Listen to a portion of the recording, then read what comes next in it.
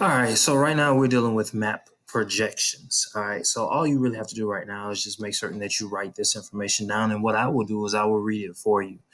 All right, so whenever we attempt to take a round globe and make it flat, we run into a problem. And the reason for that is because it becomes distorted. It's impossible to take a round earth and make it look flat without stretching or messing up part of the earth. And an example of that is this right here. All right.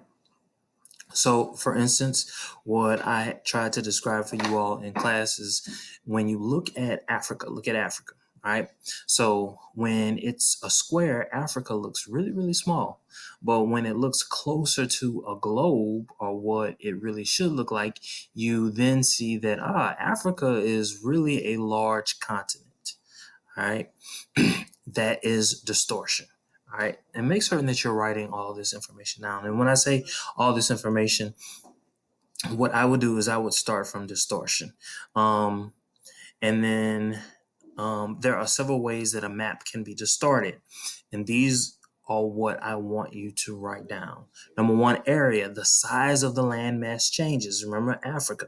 The shape of the land masses change. Why is that important, Mr. Watson? Because, yeah, it changes a little, but it still has its same basic shape. Yes, it does. But because of the shape, or because of the change in the shape, that also changes distance. All right. And when it changes distance, it also changes direction. So, in other words, you were once sailing dead east. Now you're sailing southeast. Okay. And that is because of all of these distortions. Okay.